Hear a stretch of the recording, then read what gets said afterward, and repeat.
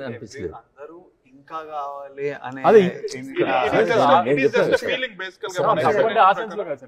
ఇప్పుడు మనం ఈ పాయింట్స్ అనుకున్నాం, బ్యాంకింగ్ పాయింట్స్ అవి కాకుండా ఇంకే ఆటలో ఏం మిస్ అయింది, ఇంకేమంటే బాగుంటుంది. ఇది పక్కన పెట్టండి సార్.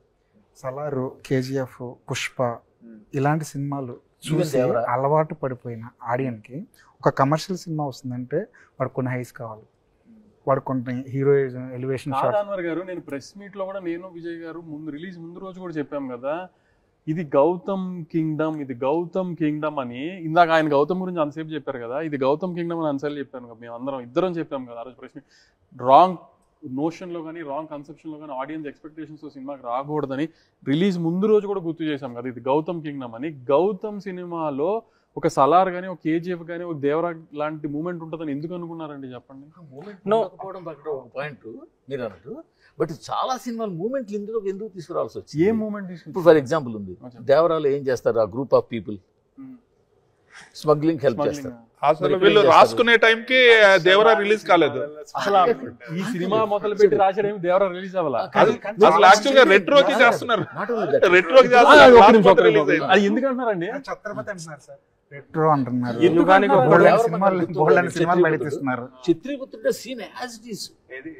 దేవరమగల్లో శివాజీ గణేషన్ చనిపోతే కమల్ హాసన్ ఆ తండ్రి క్యారెక్టర్ లో ట్రాన్స్ఫర్ అయినట్టు చూపిస్తాడు, ఆ బట్టలు వేసుకుని జోళ్ళు వేసుకుని సేమ్ ఇందులో villain character as it is, scene by scene. So ఇట్లా రిఫరెన్స్ ఎందుకు గౌతమ్ రిఫరెన్స్ రాకూడదు కదా? దేవరమగల్ సినిమాలో సీన్ గౌతమ్ దీనిలో పెట్టాడు, ఒకేలా నిజంగా అతను పెట్టుండే నాకు తెలియదు, పెట్టలేదు.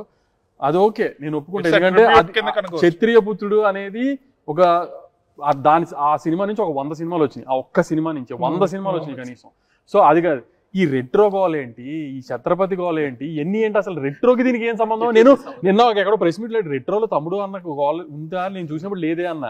అంటే సేవియర్ సినిమాలు కదా అన్ని. సేవియర్ సినిమా అంటే ఇక అన్ని సినిమాలు చోజన్ వన్ అంటే ఇందాక ఒక యూట్యూబ్ ఇంటర్వ్యూ, అసలు నేను ఎప్పుడు మాట్లాడిన రివ్యూల గురించి మాట్లాడతాను అంటారు కదా, ఇప్పుడు అందరు రివ్యూలే కదా, మనందరూ నార్మల్ ప్రతి మైక్ ఇట్లా పెట్టుకుని యూట్యూబ్ లో రివ్యూలు ఇస్తున్నారు కదా, బాగానే ఉందండి చూడొచ్చండి అంటారు. ఏంటి ఎందుకు అంటారు అలా?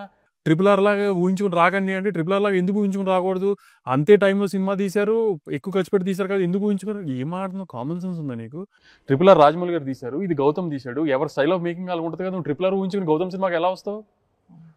నీకు మైక్ ఉంది కదా ఎదురుకుండా ఇష్టం వచ్చి మాడతావు నువ్వు, నాకు అర్థం కాదు. RRR ఊహించుకుని ఎందుకు వస్తారండి? రాజమౌళి గారు తీసిన సినిమాకి ఇండియాలో ఇంకేదైనా ఫిల్మ్ మేకర్ సినిమా తీసిన దానికి ఊహించుకుని రాగలుగుతామా? ట్రైలర్ చూసి వస్తారంతే. ట్రైలర్ ఈ గౌతమ్ ఏం తీస్తున్నాడు, గౌతమ్ సినిమా ట్రైలర్ చూసి రా, అంతేగాని నువ్వు ఇంకో సినిమా ఊహించుకుని ఈ సినిమా ఎందుకు వస్తావేంటి? అదేం లాజిక్ అసలు? ఎందుకు ఊహించుకోకూడదు అంటావేంటి? అది ఇదేం అసలు? ఇట్లా ఇప్పుడు నీకు రైట్ ఉంది, నీ కెమెరా ఉంది, నీకు ఫోన్ ఉంది, నీకు ఇన్స్టాగ్రామ్ అకౌంట్ ఉంది కదా అని నువ్వు ఇష్టం వచ్చి మాట్లాడతావా సినిమా గురించి? నేనే ఆపండి సార్, తప్పు కదా అలా మాట్లాడాలంటే. ఇవాళ నౌడేస్ ఏమైందంటే, మీ రివ్యూవర్స్ జర్నలిస్ట్ పక్కన పెడితే సినిమా వన్స్ పబ్లిక్ లోకి వెళ్ళిపోయిన తర్వాత పబ్లిక్ ప్రాపర్టీ అయిపోతుంది. ఇన్స్టాలో ఉన్న thousands of people, lakhs of people, YouTube లో ఉన్న లాక్స్ ఆఫ్ పీపుల్, ఎవరికి వాళ్ళు one point you do it, దాని ద్వారా you are making money, right? If there is no you means me or some not you అంటే ఇప్పుడు రివ్యూ చెప్పేవాళ్ళు సినిమా బయట వచ్చి చండాలంగా ఉందంటే దట్ ఇస్ యాక్సెప్టబుల్. ఆడు సొంత డబ్బులతో టికెట్ కొన్నాడు, చూశాడు, వాడి ఇష్టం. ఇక్కడ ఏంటి, నువ్వంటే the guy who wants to review, వాళ్ళు రివ్యూ పెట్టమండి, but don't generate money out of it. The moment you generate money out of it, you know the process.